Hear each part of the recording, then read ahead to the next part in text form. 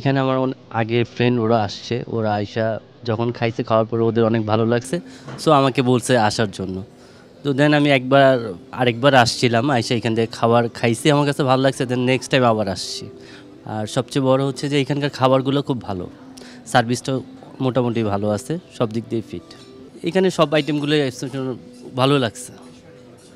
বিশেষ করে পেশোয়ারিটা ভালো লাগছে। ওনাদের যথেষ্ট পরিমাণ সার্ভিসের দিকটা ভালো, এই কারণে বলবো, একটা কাস্টমার যখন খাচ্ছে তখন অবশ্যই তাদের যারা সার্ভিস দিচ্ছে তারা পাশে আছে, তারা দেখতেছে, টেক কেয়ার করতেছে, কখন কী করতে হবে। যেমন টেবিলটা এখন জাম হয়ে আছে, সেটা ওনারা সার্ভ করতেছে। সো এই দিক থেকে তারা অনেক ভালো সার্ভিস দিচ্ছে না। অনেক সময় তো অনেক রেস্টুরেন্টে, ভালো রেস্টুরেন্টে খাইতে গেলেও ডাক দিতে হয়, ভাইয়া প্লিজ। সো এই দিক থেকে বলবো যে গুড সার্ভিস।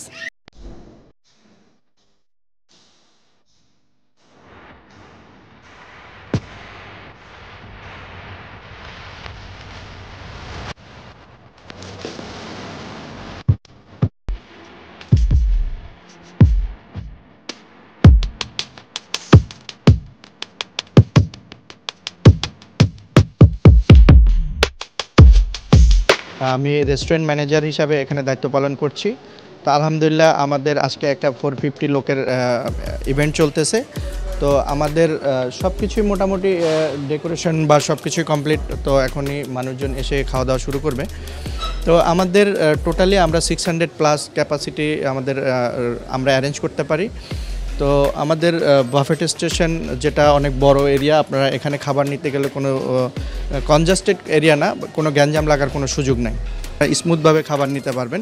আমরা এখানে কর্পোরেট মিটিংগুলো করে থাকি, আমাদের একটা কনফারেন্স রুম আছে, এখানে আমরা কর্পোরেট প্রোগ্রামগুলো করে থাকি।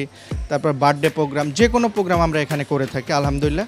তো আমাদের বেশি রিপিটেড কাস্টমার, যে একবার করেছেন সে নেক্সট টাইম আবার সে আসতেছেন বা রেফারেন্স করে পাঠাচ্ছেন।